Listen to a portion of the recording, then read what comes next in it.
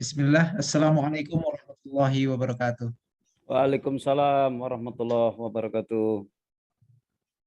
Alhamdulillah, terima kasih Bapak dan Ibu semuanya.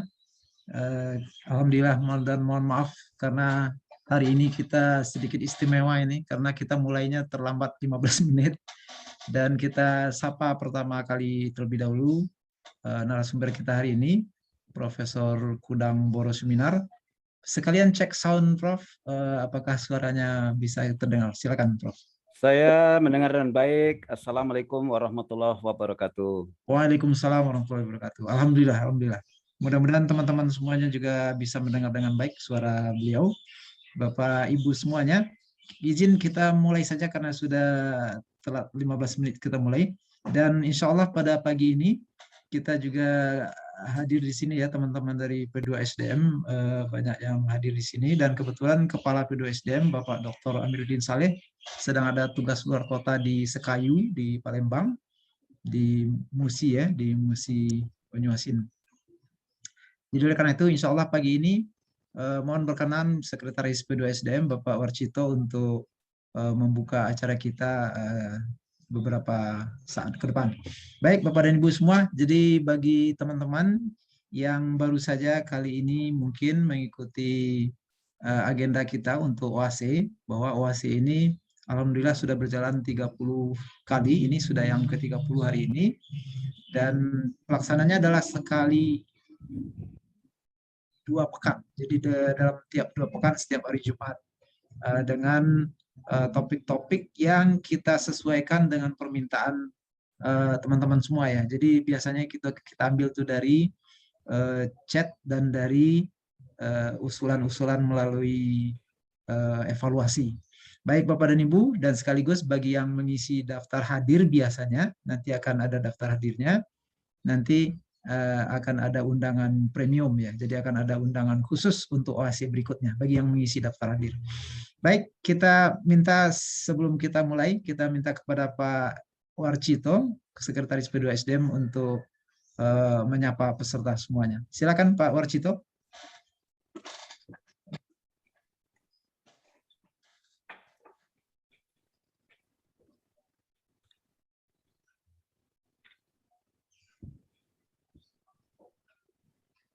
Baik Bapak dan Ibu, mungkin Pak Warcito sedang di perjalanan mungkin ya, jadi linknya juga kurang stabil sepertinya. Baik, kalau begitu mungkin kita mulai saja. Barangkali nanti mohon berkenan kalau Pak Amir bisa monitor ya, karena beliau di Sekayu, jadi agak kurang lancar juga jaringan di sana. Kalau bisa nanti berkenan di akhir program, mudah-mudahan bisa nanti sedikit menyampaikan semacam sambutan ringkas ya, dan juga sedikit ucapan kepada narasumber kita. Baik Bapak dan Ibu, kita langsung saja masuk kepada sesi inti kita pagi ini, yaitu penyampaian satu topik yang sangat penting ya dalam Al-Quran ini, sampai dicantumkan dalam firman Allah itu sebanyak 4 kali ya di surat Al-Qamar ya, yaitu tentang mudahnya. Jadi tentang mudahnya Al-Quran itu diberikan. Nah, maka Allah bertanya kepada kita, apakah ada di antara kalian yang mau mengambil pelajaran dari peringatan, dari pelajaran-pelajaran yang disampaikan dengan mudah itu.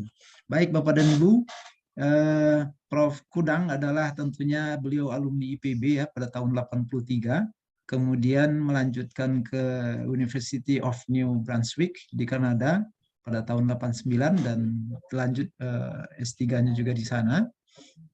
Itu bidang komputer, tapi sebelumnya beliau tentu saja mendalami di IPB itu adalah tentang teknologi pertanian. Nah, kemudian beliau mengawinkan itu antara computerized dengan ilmu-ilmu pertanian. Nah, beliau juga dipercaya sebagai pimpinan ya di Federasi Teknologi Informasi Pertanian Asia. Baik Bapak dan Ibu, banyak jabatan tentu saja yang diamanahkan kepada seorang profesor ya, salah satunya dekan ya. dan tahun-tahun kemarin beliau dipercaya sebagai dekan Fakultas Teknologi Pertanian. Baik, Bapak dan Ibu, tidak memperpanjang waktu, kita persilakan kepada Prof. Kudang Seminar untuk menyampaikan materi yang sangat penting bagi kita pagi ini. Silakan, Prof. Baik, terima kasih Pak Nevi atas introduksinya. Bismillahirrahmanirrahim. Assalamualaikum warahmatullahi wabarakatuh. Waalaikumsalam warahmatullahi wabarakatuh. Assalatu wassalamu alal asrafil anbiya wal mursalin Sayyidina Muhammadin wa ala alihi wa sahbihi wa sallam. Qala Allah Ta'ala fil Qur'anil Karim, a'udzubillahi minasyaitonir rajim, wa laqad yassarnal Qur'ana lidzikri fahal min muddaqir. Shadaqallahul adzim. Qala Rasulullah sallallahu alaihi wasallam, khairukum man ta'allamal Qur'an wa 'allamahu kama qala. Shadaqallah, sadaqta ya Rasulullah sallallahu alaihi wasallam. Hadirin jamaah pengajian UASE yang dimuliakan Allah Subhanahu wa taala. Semoga Bapak Ibu sekalian dalam keadaan selalu dalam perlindungan Allah, selalu dalam ridha Allah, dan mudah-mudahan kita diwafatkan dalam keadaan husnul khotimah dan masuk ke dalam surganya. Amin ya Rabbil Alamin. Pada hari ini insya Allah saya akan menyampaikan materi yang diminta, dan sebelumnya saya minta maaf karena ada pengajian sebelumnya, dan memang pengajian rutin juga di Fateta. Jadi mulai jam 7 tadi, jadi kemarin saya sudah minta izin jam 8:15 mungkin paling lambat terlambat ya. Oleh karena itu saya minta maaf. Jadi topiknya tentang bagaimana Allah telah menjadikan Al-Quran ini mudah untuk dipelajari. Ya, jadi dari tafsir Min Fathil Qadir dari Dr. Syekh Muhammad Sulaiman Al-Ashqar dari Universitas Islam Madinah. Jadi kata walaqad yassarna, ya, walaqad yassarna al-Qur'ana lidzikr. Ya. Dan sesungguhnya sungguh telah kami yassarna mudahkan Al-Qur'an itu lidzikr untuk pelajaran dan mudah dipelajari. Ya. Jadi yang kami mudahkan Al-Qur'an untuk dipelajari. Apa saja sih dipelajari itu?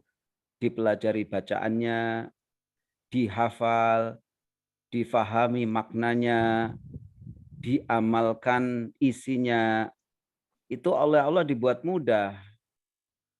Namun ada syaratnya, fahal mim muddaqir. Maka adakah orang yang mengambil pelajaran?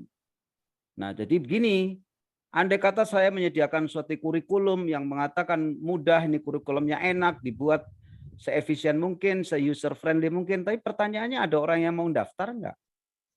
Ada orang yang mau belajar di tempat kita yang menyediakan kurikulum yang mudah itu, ada yang mau daftar enggak? Kalau enggak ada, ya tetap indah disampaikan tapi tidak merasa indah di hati. Nah, jadi pengertian mengenai fahal mim muddaqir, maka adakah orang mengambil pelajaran? Satu, dia kalau mau ngambil pelajaran ya ikutin SOP, jangan belajar Quran semaunya sendiri. Contoh, belajar Quran lewat internet nggak pakai guru, nggak bakal bisa, sampai mati nggak bakal bisa. Andai kata bisa, Allah mengatakan kamu belum valid, kamu nggak pernah divalidasi sama seseorang kan? Orang ngambil S1 aja pengujinya berapa? Seminar, proposal, kolokium, sidang. Masa menghafalkan Quran, ngafalkan sendiri? Belajar Quran nggak pakai guru. Padahal bacaan itu ada banyak, sabah qiraah. Kalau Anda belajar sendiri, mana tahu ini bacaan yang mana? Ya toh? Mana yang betul itu? Maliki yaumiddin atau maliki yaumiddin. Satu harokat sama dua. Mana yang benar? Dua-duanya benar, tapi qiraatinya beda. Bagaimana mau belajar sendiri? Nah, jadi, namun siapakah yang mengambil pelajaran? Kalau orang mau mendaftar di IPB, ikuti SOP-nya IPB. Masuk IPB tapi dengan kemauannya sendiri, yang nggak bakal bisa. Jadi SOP-nya gimana? SOP-nya sesuai dengan SOP yang dicontohkan Rasulullah. Gimana? Rasulullah khairul khalqillah, makhluk terbaik aja pakai guru. Kita itu seberapanya Rasul. Kok nggak pakai guru? Ya, bahkan ada orang yang bertanya sama saya, Pak Kudang, gimana caranya ngafal Quran? Saya tadinya nggak mau jawab. Sampai 3 kali begitu tanya, saya baru jawab. Betul nih, Bapak pengen tahu. Ya, pertama, inna amalu binniyah. Niat karena Allah, titik ya. Jangan niat karena lain-lain. Pengen nanti supaya dihargai orang, pengen nanti supaya dibilang Al-Hafiz, pengen nanti supaya orang cium tangan sama saya. Kalau nanti enggak, gimana? Kalau nanti ini enggak ada, apa enggak nyesel? Atau niatnya cuma untuk menang MTQ. Kalau enggak menang, atau setelah menang berhenti, enggak ngapal lagi kan? Kan udah tercapai. Jadi niat dulu. Niatnya apa? Lillah, fillah, billah. Inna solati wa nusuki wa mahyaya wa mati lillahi rabbil alamin. Kalau masih punya cepretan-cepretan niat yang menyaingi niat karena cari ridho Allah, susah sekali bakalan. Satu. Yang kedua apa? Yang kedua cari guru. Apa? Katanya gitu. Saya. Apa cari guru? Kita kan udah guru besar, udah ngerti dokter itu bagaimana mempelajari sesuatu subjek. Saya bilang, Quran jangan disamakan dengan ilmu kauniyah atau scientific knowledge, Pak. Quran itu mukjizat, kalamullah, perkataan Allah. Bagaimana Bapak bisa mempelajari perkataan Allah tanpa guru? Nah, jadi ini yang pertama kali kita selalu berasumsi sendiri. Oh, belajar Quran sendiri, ngajar sendiri. Andai kata sama guru, gurunya sendiri belum pernah khatam baca Quran 30 juz nih, belum pernah disemak guru sampai khatam 30 juz, ngajarin orang. Itu pun tidak, kalau orang bicara, lo dosen nggak memenuhi syarat administratif kok berani-beraninya bimbing mahasiswa S1. Apalagi Al-Quran, kalimat yang paling mulia, kalimat tammah, sempurna loh. Masa gurunya orang, tapi dia sendiri belum pernah menghatamkan membaca ya, membaca ini binadhor dengan melihat disemak guru sampai 30 juz. Dan dikoreksi mana yang salah, mana yang harus diperbaiki.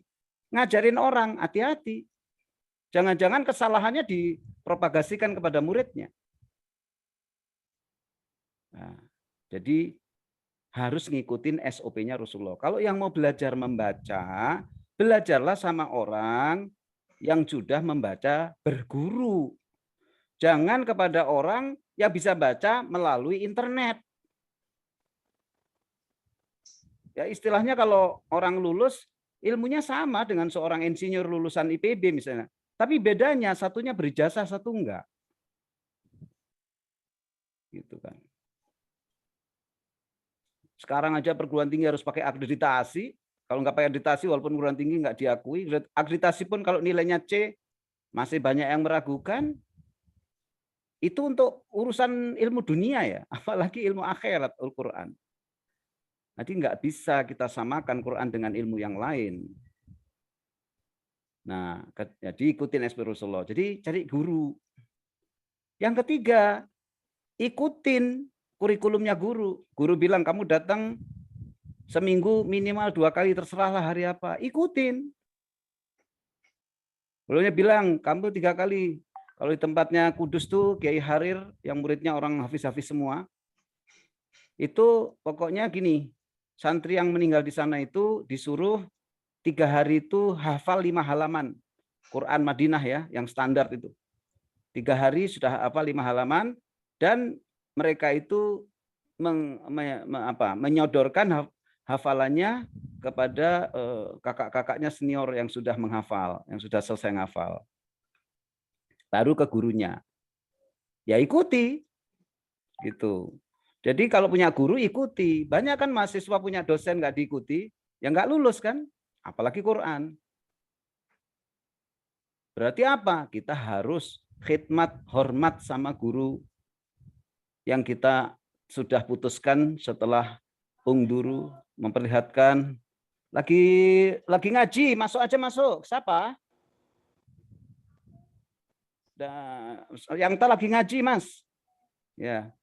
Oke, jadi kalau bisa nanti kita harus mencari dulu ungduru. Amman ta'khudhu dinakum. Teliti betul, observasi betul dari siapa kamu belajar Al-Qur'an itu. Jangan asal orang dipakai belajar. Ya. Nah, Kemudian apa? Yang ketiga adalah ketiga tadi ikutin guru, keempat sediakan waktu untuk mengulangi pelajaran dan belajar. Sama kan seperti perguruan tinggi, harus ada waktu. Bukan kalau mau UTS aja belajar. Gimana konsepnya? Guru saya mengajarkan gitu. Untuk Quran adakan waktu, bukan kalau ada waktu, gitu guru saya bilang. Bukan kalau ada waktu, adakan waktu, yang lain kalau ada waktu. Nah, Quran kalah sama gowes, Quran kalah sama badminton, Quran kalah sama arisan. Ya. Jadi apa? Kalau nanti sudah nggak ada gowes, Pak, nggak ada arisan, saya baru ngaji. Nggak ada gowes, ada rapat. Habis nggak ada rapat, ada reuni. Habis teruslah waktu untuk Quran. Karena apa? Kalau ada waktu. Quran itu harus ada waktu. Yang lainnya kalau ada waktu. Kalau niat belajar Quran loh ya. Nah, itu yang keempat. Yang kelima, selalu memohon kepada Allah, Rabbi zidni ilma farzuqni fahma. Allahumma ja'alna min ahlil Qur'an. Allahumma ja'alna min ahlil Qur'anul Karim. Allahumma ja'alna min ahlil jannatin na'im. Allahumma yassir umurana wa hassil maqasidana. Ya Allah, tambahlah ilmu bagi kami. Tambahlah kami kepahaman dengan ilmu ini. Ya Allah, jadikanlah kami hamba-hambamu yang ahli Quran, yang mulia. Allah, jadikan kami hamba-hambamu ahli surga. Nah, jadi kita harus memohon kepada Allah. Kenapa? Karena izin Allah lah yang membuat kita itu bisa. Bukan semata-mata ikhtiar kita. Yang terakhir apa? Ya istiqomah, udah gitu. Istiqomah, berguru. Niatnya terus diperbarui. Kemudian menyediakan taat sama guru. Keempat, menyediakan waktu. Kelima, memohon kepada Allah. Dan keenam, istiqomah. Terus seperti itu. Nah, itu maksudnya fahal mim muddakir. Dia mau mengulang-ulang bacaannya, mengulang-ulang hafalannya. Kalau lupa, ya manusia lupa. Nggak usah takut sama lupa. Memang manusia kan tempat salah dan lupa. Kenapa kita jadi takut? Takut itu sama melalaikan. Lain ya, melalaikan gini. Nggak mau mengulang. Nah, itu melalaikan namanya. Itu yang dosa. Kalau lupa, nggak dosa. Lupa. Puasa aja lupa, nggak batal kok. Ya, nah ini yang kadang-kadang orang kenapa tidak motivatif, takut nanti saya lupa, saya dosa. Enggak dong, kalau lupa itu memang sifat manusia. Yang dosa itu sengaja meninggalkan tanpa uzur, tanpa ada halangan, Quran ditinggalin. Nah, itu yang dosa. Ya. Nah, kemudian fahal mutakir, kalau dia betul-betul mengikuti tadi itu, siapakah yang mau ngambilnya dengan SOP yang benar, dengan kaidah yang benar, dengan guru yang benar, ya, maka Allah memudahkannya. Nah, Allah memudahkannya. Jadi baru Allah memberikan itu sesuatu yang mudah dan akan Allah jadikan mudah. Ya, sesungguhnya setiap yang sulit itu pasti ada kemudahan. Tapi khusus untuk Quran diulang 4 kali. Tadi kan Al-Qamar 17, Al-Qamar 22, Al-Qamar 32, Al-Qamar 40. Bayangin sampai diulang 4 kali. Fa inna ma'al usri yusran aja 2 kali. Ini 4 kali apa? Allah memotivasi kita, kamu nggak usah mikirin umurmu berapa. Kalau Allah jadikan mudah kun fayakun, jadi. Tapi syaratnya, namun siapakah yang mau mengambil pelajaran? Jadi itulah intinya atau sarinya daripada maksud ayat tersebut, dan ini juga saya ambil dari guru saya dan beberapa tafsir yang bersumber dari berbagai macam tempat. Dan kita tahu bahwa Al-Quran itu wa nunazzilu minal Quran ma huwa syifa wa rahmatul mu'minin. Kita belajar itu memang sadar Quran itu dikatakan Allah sebagai obat dan rahmat. Obat dan rahmat dari segala penyakit fisik maupun penyakit batin. Kenapa kita nggak mau ambil? Dan orang yang paling takwa kepada Allah itu orang yang paling banyak compliance kesesuaian Al-Quran. Siapa? Rasulullah. Akhlaknya Al-Quran. Makin dekat kita dengan Al-Quran, makin banyak bersesuaian dengan Al-Quran dan hadis. Ya itulah orang yang inna akramakum indallahi atqakum. Sesungguhnya yang paling mulia di sisi Allah adalah yang paling bertakwa. Apa takwa? Kan kalau umum melaksanakan perintah Allah. Perintah yang dari mana? Al-Quranul Karim wal hadis. Ya, orang yang makin dekat dengan Quran makin sering lah. Kita nggak akan bisa sempurna kalau nggak mau belajar sempurna, belajar sebaik-baiknya. Jadi tidaklah orang menuntut ilmu, kata Allah, melainkan pasti ditolong. Karena Allah menyeru hamba-hambanya untuk mengarah kepadanya, mengingatkan dengan firman-Nya, fahal mim muddakir. Namun siapa yang belajar, siapa yang mau menggapai nikmat yang anugerah yang besar ini. Demikian, jamaah rahimakumullah, aku qouli hadza wa astaghfirullahi wa lakum. Assalamualaikum warahmatullahi wabarakatuh. Waalaikumsalam warahmatullahi wabarakatuh. Alhamdulillah, Ustadz. Jadi dalam kajian yang singkat, padat ya yang beliau sampaikan barusan, Bapak dan Ibu semuanya, kita mendapatkan sebuah lecutan ini ya pada pagi ini Bapak dan Ibu, bahwa memang ternyata belajar Al-Quran itu adalah sesuatu yang harus disengajakan. Itu inti yang beliau sampaikan salah satunya barusan, sesuatu yang harus dipersiapkan dengan waktu yang khusus. Jadi bukan waktu yang kalau ada waktu gitu, tapi waktu yang khusus yang harus dipersiapkan. Jadi harus didesain sedemikian rupa.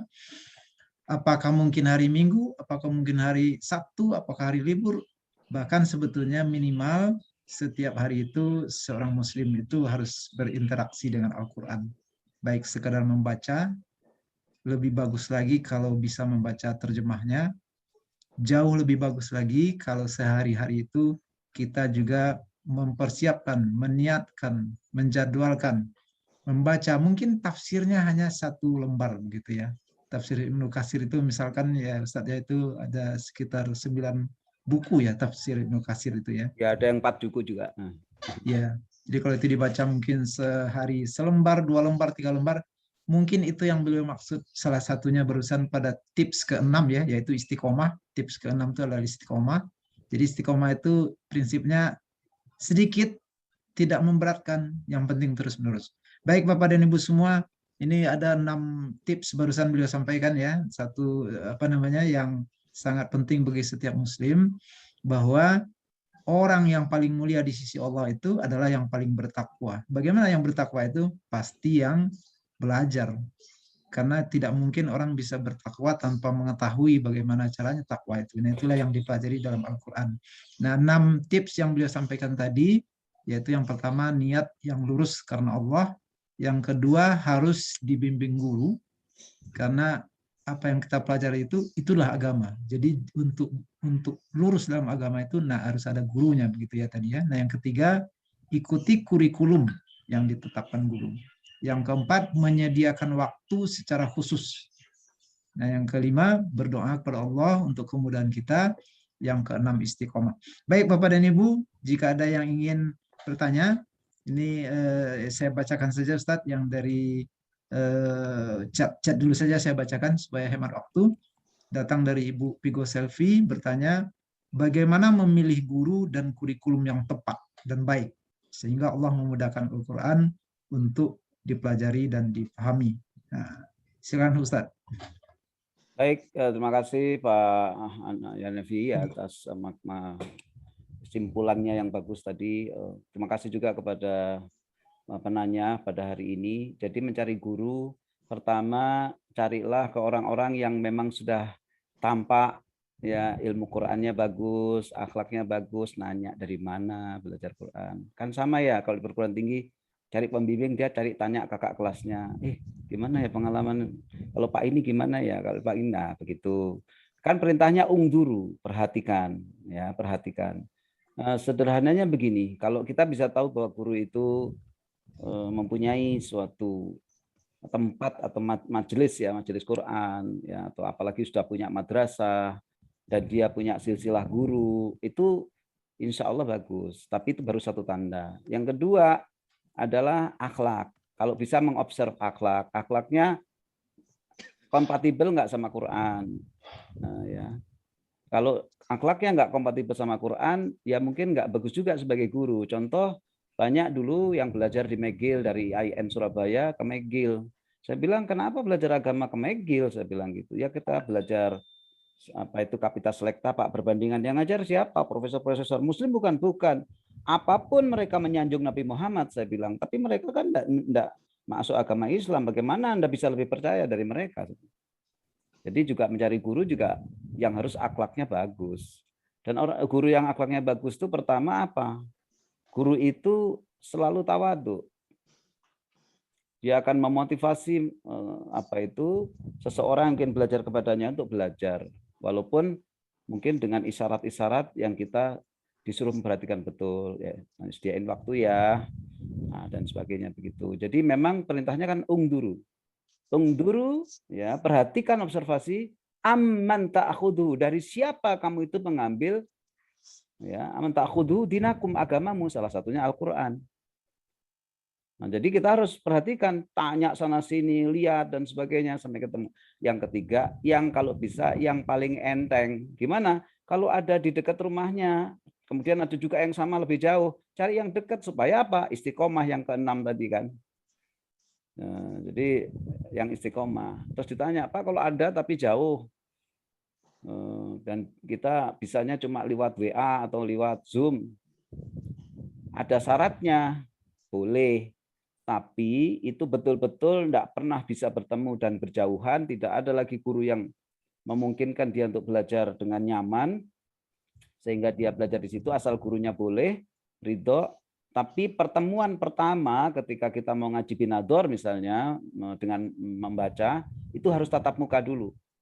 Setelah tatap muka, baru nanti selanjutnya boleh menggunakan komunikasi itu. Dan itu betul-betul berjauhan. Kalau masih satu kota, satu tempat, ya jangan menggunakan streaming atau menggunakan pertemuan elektronik, harus datang.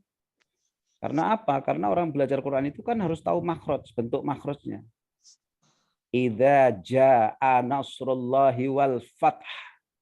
Fath ada hak kecil, nggak bisa hilang fath. Fath.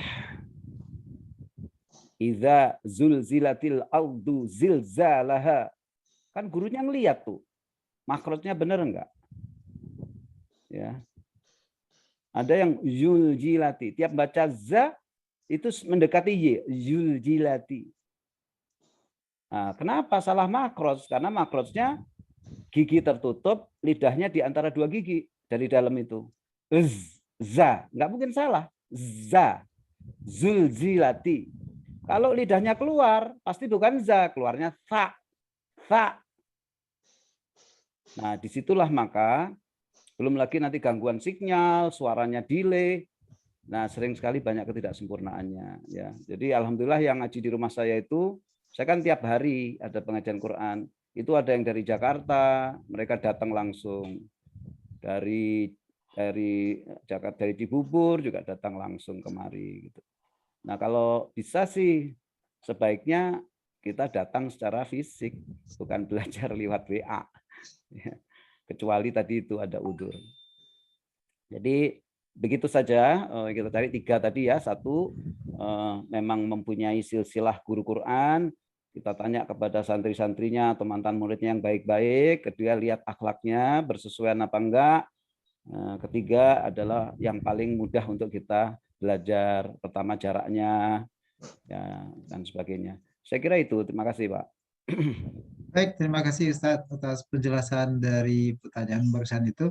Berarti mungkin kalau yang ditanya sebelumnya juga mirip barangkali jawabannya Ustadz ya. Jadi Sama, karena sama. ada yang bertanya tadi tentang kalau kita ikut grup Odots itu kan memang online itu ya. Berarti itu termasuk yang barusan sudah Ustadz sampaikan juga. Ya, ya. Kita bacakan pertanyaan kedua dari Pak Krismanto. Kalau belajar dengan menyimak mushaf dan mendengarkan murotal. Nah, ya, jadi berarti ini melalui alat elektronik juga berarti ya. Ya. Tapi setelah beberapa kali belajar dengan guru. Nah, artinya mungkin itu untuk penambahan kefasihan mungkin ya. Ya. Jadi belajar menyimak mushaf kemudian mendengarkan murotal. Tapi sebelumnya sebenarnya sudah belajar beberapa kali kepada guru. Itu gimana? Mohon pencerahannya, Ustaz. Ya, jadi yang penting kalau sudah berguru kan kita punya patokan, ya istilahnya punya patokan. Kadang-kadang materi memang ada sebagian di internet, tapi karena punya guru kita punya filter juga, boleh.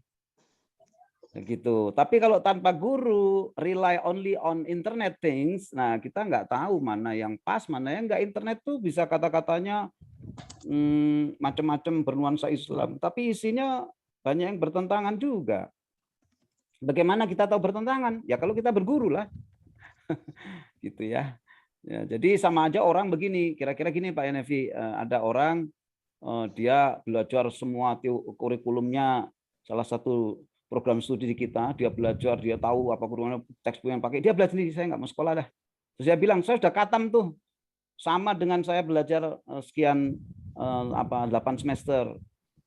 Saya sudah, anggaplah saya insinyur. Kata orang, kamu gila ya, kamu walaupun udah belajar kan kamu nggak pernah berguru. Nah, gitu. Jadi tetap harus berguru dasarnya. Kalau nanti berguru dia membaca, nggak apa-apa karena ada sesuatu hal yang detail teksnya itu dari guru kita nggak sempat nyatet, ada di situ. Tapi ingat dulu guru ngomong begini. Nah itu. Jadi sudah ada filternya. Nah, tanpa guru nggak punya filter. Bahkan ada ancaman kan, ada peringatan Rasulullah. Barang siapa belajar tentang ilmu-ilmu sir, rahasia itu kan banyak, kalau Quran itu kan banyak rahasianya. Tanpa guru, gurunya bisa jadinya setan loh. Akhirnya yang menafsirkan sesuatu berdasarkan hawa nafsu, bukan maunya Rasulullah SAW. Nah, jadi hati-hati ya. Oleh karena itu menurut saya tetap kita harus berguru. Nah, nanti mau mencari suplemen untuk memperkaya pengetahuan kita dari guru, boleh dari situ Pak Yanevi. Silakan. Makasih. Iya. Baik, terima kasih Prof. Kemudian ada satu pertanyaan di pertanyaan titipan ini. Kenapa ya Prof? Ini sebelum kita bacakan yang Pak Sutopo mungkin terakhir barangkali karena waktunya sudah hampir habis. Kenapa banyak sekali atau mungkin malah mayoritas umat Islam itu memang apa ya istilahnya tidak menyengajakan diri dekat dengan Al-Quran. Bahkan memang pernah ada pertanyaannya di satu majelis tertentu, banyak sekali ternyata umat Islam itu yang jangankan belajar Al-Quran, ternyata tamat Al-Quran sampai usia setengah abad juga belum pernah gitu ya. Nah itu kira-kira apa penyebabnya Ustaz? Terima kasih. Ya itu adalah waswisu fisudurinas. Dunia ini tidak hampa dari gangguan setan.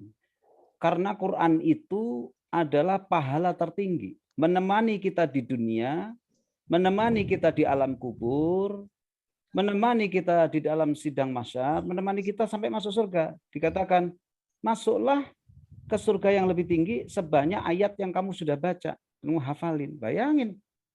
Ada nggak sesuatu yang nemenin kita dari dunia sampai alam kubur, sampai mau masuk neraka itu para pembaca Quran didatangin sama Qurannya, memberikan syafaat.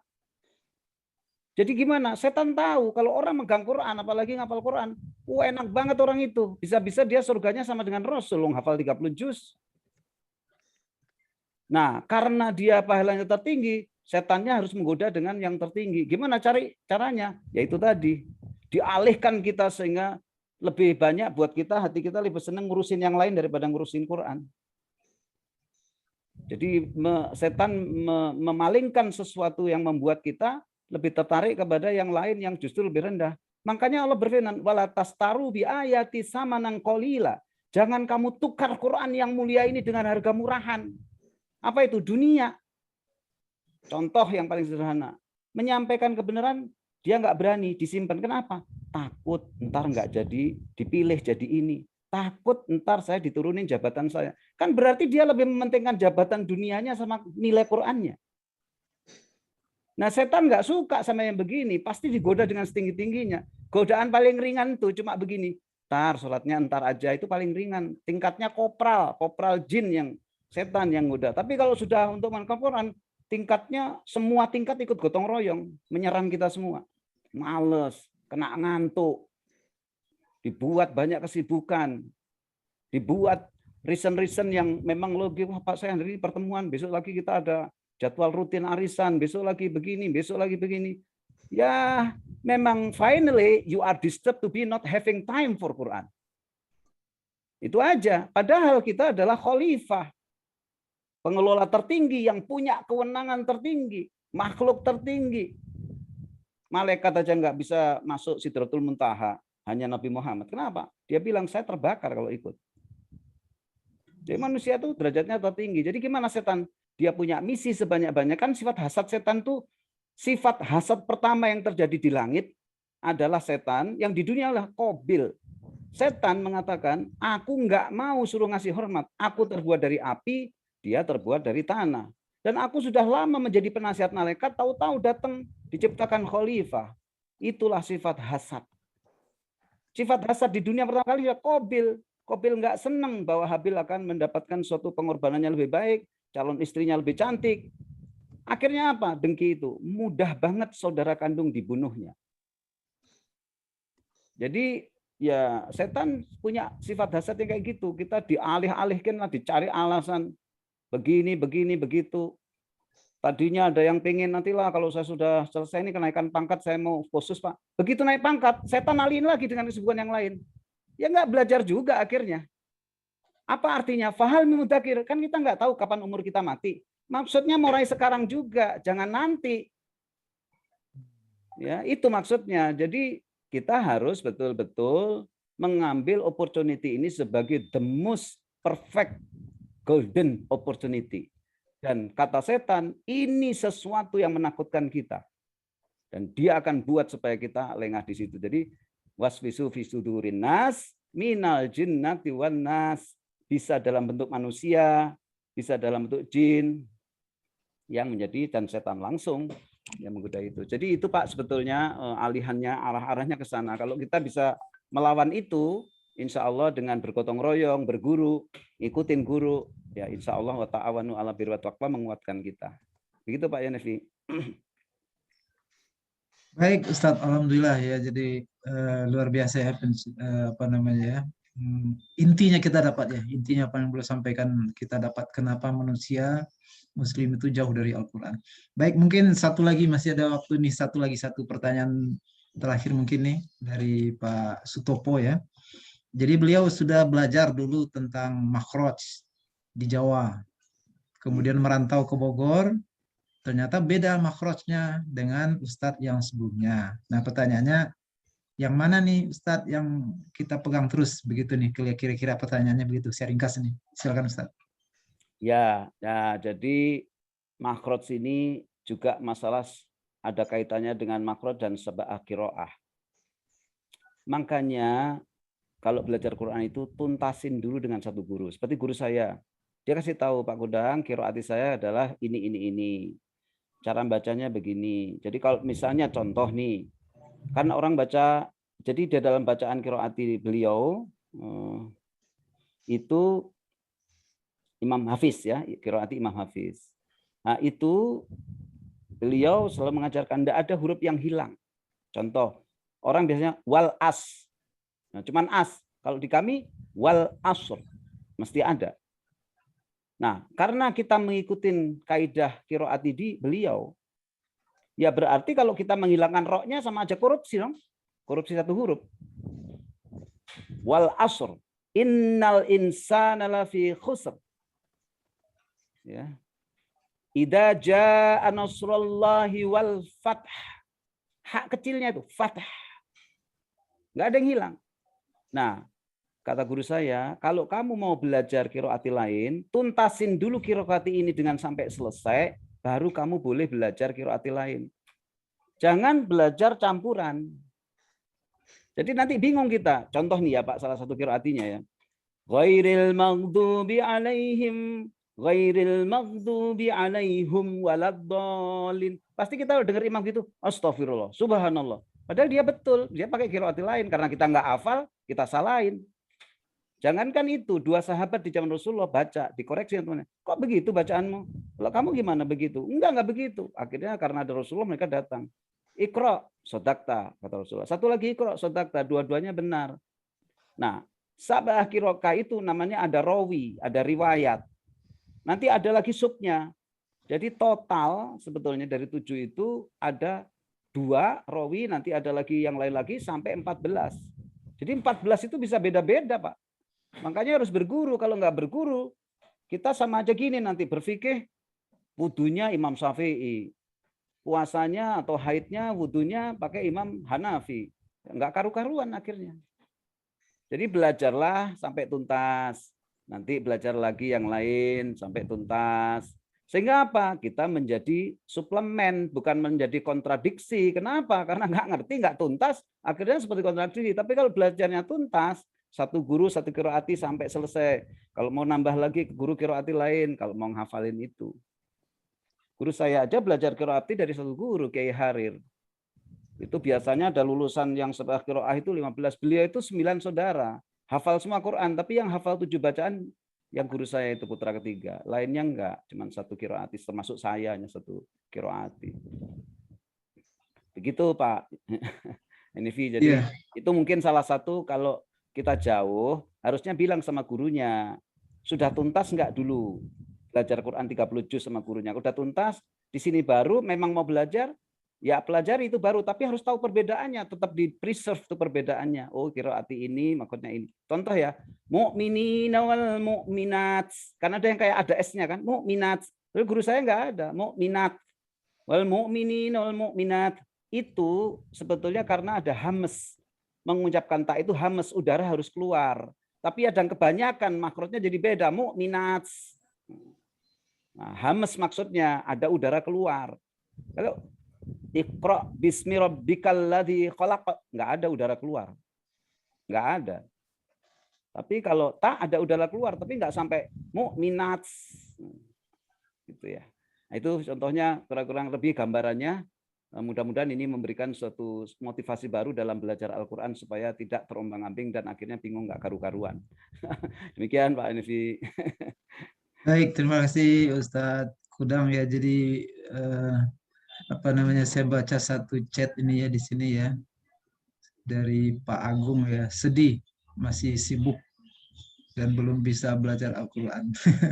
Ya Bapak dan Ibu, memang demikian tadi beliau sampaikan ya, yuwaswisu fi sududinas. Jadi was-was dari setan itu yang terus mengajak manusia itu supaya memang harus jauh dari Al-Quran gitu ya. Karena bagaimanapun Al-Quran itulah memang panduan kita. Nah, panduan itu harus dijauhi, SOP itu harus dijauhi begitu ya. Target dari setan itu. Jadi ya itulah Bapak dan Ibu semua. Sekarang sudah jam 9:01 ya. Pertanyaan masih masuk. Gimana Ustaz? Apa boleh dibaca satu lagi? Kalau saya insya Allah saya akan berikan waktu. Saya nggak ada acara. Baik. Saya bacakan satu lagi aja deh. Satu lagi aja. Karena saya yakin Bapak dan Ibu, teman-teman juga ada acara selainnya. Jadi sebelum kita closing, saya bacakan satu lagi saja. Tadi sih ada lagi masuk pertanyaan tentang guru yang baik, tapi karena tadi sudah jawab, tidak saya angkat yang itu. Saya pilih saja yang ini satu, Prof. Bagaimana caranya metode untuk yang mudah gitu ya, untuk mengajar anak-anak di bawah 7 tahun? Dari Mbak Mengajar, Mila. Jadi artinya kita mau mengajar anak-anak ya. Selalu apa-apa itu ibda binafsik, mulailah dari dirimu sendiri. Kamu sudah belajar belum? Kamu sudah belajar dengan cara yang benar belum? Bagaimana kamu mengharapkan belajar mudah? Kamu sendiri belum belajar, belum tahu cara belajar yang baik. Bagaimana mau ngajar yang baik?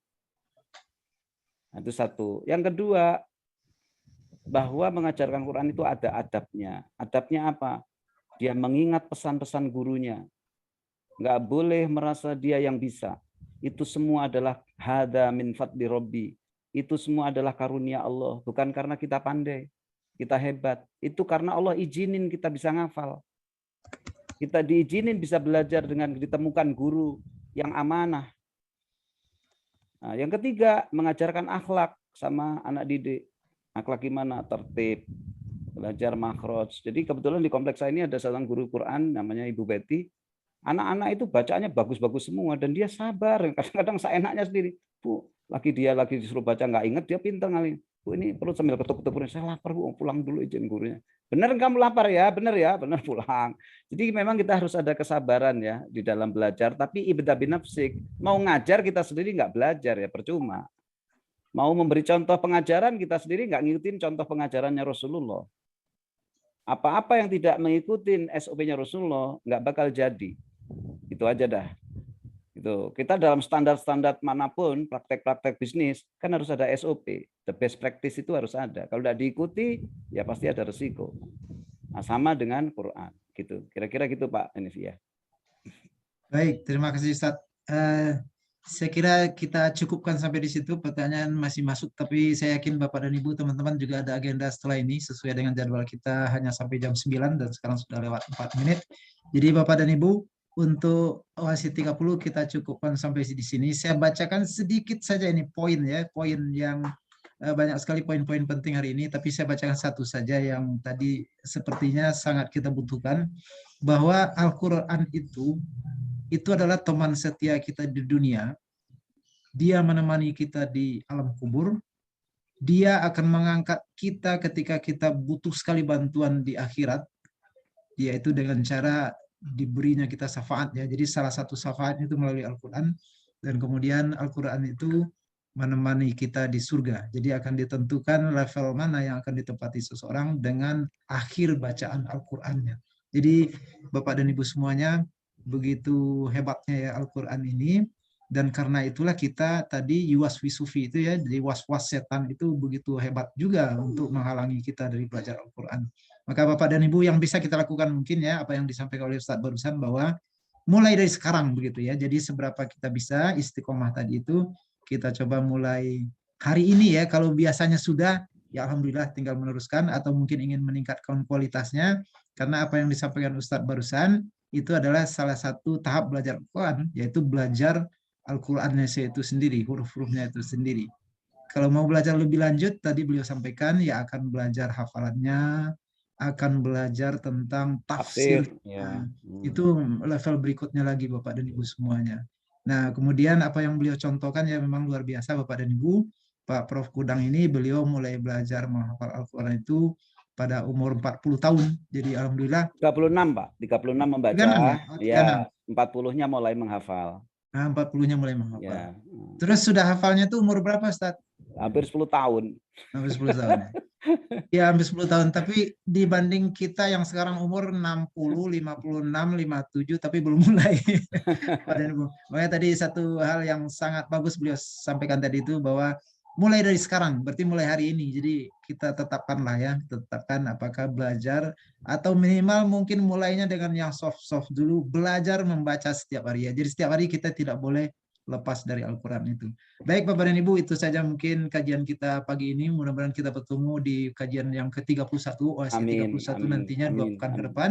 Amin. Bagi Bapak Ibu yang mengisi daftar hadir, insya Allah itu akan diundang secara sengaja ya, artinya tidak melalui grup, tapi akan diundang secara pribadi. Baik Bapak Ibu, itu saja. Silakan Mas Juber, ada yang ingin ditampilkan untuk Pak Prof. Kudang? Silakan Mas Juber. Jadi mohon maaf ini Pak Kudang, Pak Amir tadi sinyalnya nggak bagus ya di Sekayu beliau, jadi nggak bisa menemani sampai akhir. Mas Juber silakan ditampilkan.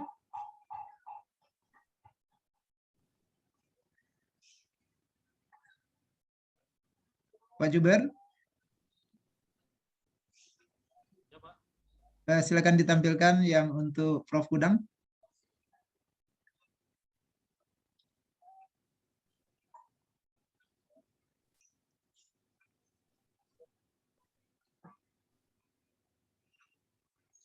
Jadi P2SDM sangat berterima kasih nih kepada Prof. Kudang Seminar ya, Prof. Kudang Boros Seminar, salah satu guru besar kita di IPB, salah seorang orang tua kita nih di IPB, Bapak dan Ibu semua. Beliau juga sangat aktif ya mengisi pencerahan bagi para staf IPB. Dan hari ini kita seluruh mitra kita nih dari berbagai daerah, dari Aceh sampai ke Papua ini biasanya hadir Prof. Kudang. Terima kasih atas kesediaan Prof. Kudang hari ini berbagi ilmu pada kita semuanya. Mohon diterima Pak Kudang. Alhamdulillah saya terima, semoga ini menjadi pahala kita semua, diangkat orang yang mulia semuanya insya Allah. Amin ya rabbal alamin. Amin ya rabbal alamin. Baik Bapak dan Ibu semua, dengan demikian kita tutup pertemuan kita hari ini, OASI yang ke-30. Kami berharap Bapak dan Ibu dalam keadaan sehat dan kita bisa bertemu kembali pada OASI yang ke-31. Kita tutup bersama-sama dengan doa kafaratul majlis. Subhanaka Allahumma wa bihamdika asyhadu an la ilaha illa anta astaghfiruka wa atubu ilaik. Assalamualaikum warahmatullahi wabarakatuh. Waalaikumsalam. Waalaikumsalam warahmatullahi wabarakatuh. Terima kasih Pak Yan. Terima kasih Pak Yan. Terima kasih Bu. Terima kasih Bapak Ibu. Nuhun Pak Yan. Ya, makasih Bu Zakia. Terima kasih. Assalamualaikum. Waalaikumsalam Bu Sis. Hadir nanti lagi ya Bu. Assalamualaikum. Nuhun, Bu. Waalaikumsalam. Terima kasih Pak Yan. Izin live ya Pak. Baik Ibu, makasih. Ya.